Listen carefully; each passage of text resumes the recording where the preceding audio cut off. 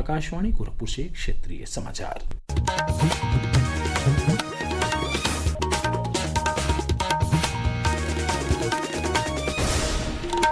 नमस्कार, समाचार बुलेटिन के साथ मैं वेद प्रकाश पाठक। प्रधानमंत्री नरेंद्र मोदी के 30 मई को प्रस्तावित दौरे की तैयारियों को देखने के लिए मुख्यमंत्री योगी आदित्यनाथ आज कानपुर पहुंचे। उन्होंने प्रधानमंत्री के जनसभा स्थल को देखा और जिलाधिकारी सहित अन्य अधिकारियों के साथ बैठक कर तैयारियों की समीक्षा की।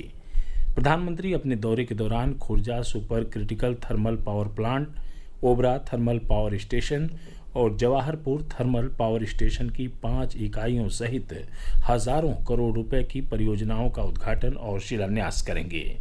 मुख्यमंत्री ने कार्यक्रम की तैयारियों की समीक्षा करते हुए अधिकारियों को सुरक्षा और साफ सफाई के व्यापक प्रबंध करने के निर्देश दिए। जनता दल यूनाइटेड के सांसद संजय झा की अगुवाई में संसदीय प्रतिनिधिमंडल आज इंडोनेशिया की राजधानी जकार्ता पहुंचा। यह भारत के ऑपरेशन सिंदूर पर किए गए कूटनीतिक प्रयास का हिस्सा है। इस बीच सांसद संजय झा ने कहा है कि भारत की आतंकवाद को कतई बर्दाश्त न करने की नीति है। सारी पार्टी एक साथ खड़ी है इस लड़ाई में। देश में भी लोग मान लिया है कि एनफ इज एनफ हो गया।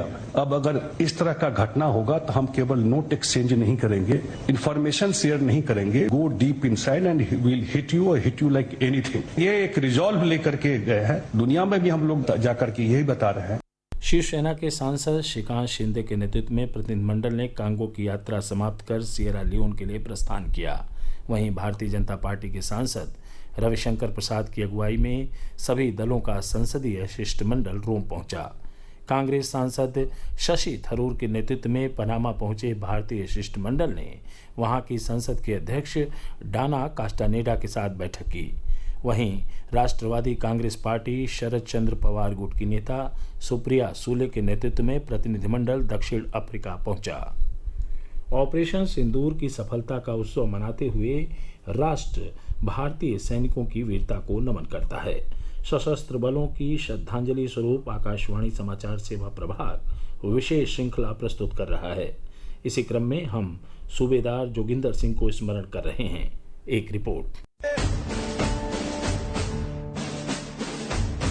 1962 के भारत चीन युद्ध के दौरान सूबेदार जोगिंदर सिंह ने नेफा के तवांग सेक्टर में एक पलटन का नेतृत्व किया। 23 अक्टूबर की सुबह चीनियों की 3 टुकड़ियां, जिसमें हर टुकड़ी में 200 सैनिक शामिल थे, उन्होंने तोप और मोर्टार से एक बड़ा हमला किया। संख्या में कम होने के बावजूद भी सूबेदार सिंह की पलटन ने जबरदस्त जवाब देते हुए दुश्मन को भारी नुकसान पहुंचाकर उसे पीछे धकेल दिया। जब दुश्मन की ओर से अंतिम और सबसे शक्तिशाली हमला हुआ, तब सूबेदार सिंह के पास गोला बारूद समाप्त हो गया था और कुछ ही लोग बचे थे। तब उन्होंने एक मशीन गन से दुश्मन पर वार कर उसे काफी नुकसान पहुंचाया। स्थिति और बिगड़ गई तो उन्होंने और उनके शेष सैनिकों ने बेनेट से दुश्मन पर हमला किया, जिसमें दुश्मन के कई सैनिक मारे गए। उनके असाधारण साहस, नेतृत्व और कर्तव्य के प्रति समर्पण के लिए सूबेदार जोगिंदर सिंह को मरणोपरांत परमवीर चक्र से सम्मानित किया गया। सकलैन अख्तर, आकाशवाणी समाचार, दिल्ली।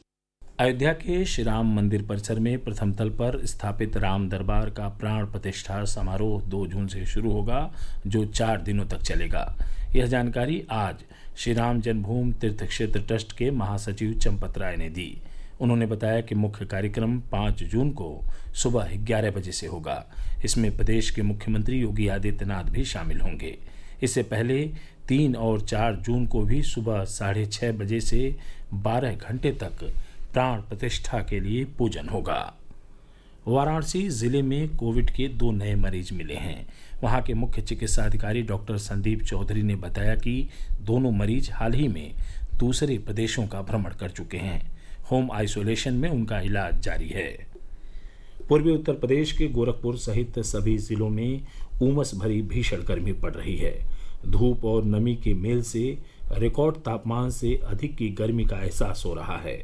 इसके चलते लोगों का जनजीवन अस्त व्यस्त हो गया है। उधर मौसम विभाग अगले 48 घंटे में तेज आंधी के साथ गरज चमक के बीच हल्की से मध्यम वर्षा का पूर्वानुमान जता रहा है। मौसम विभाग के अनुसार वर्षा की वायुमंडलीय परिस्थितियां तैयार हो चुकी हैं। वर्षा होते ही तापमान में गिरावट आएगी और लोगों को उमस भरी गर्मी से कुछ दिन के लिए राहत मिलेगी। समाचार समाप्त हुए। नमस्कार।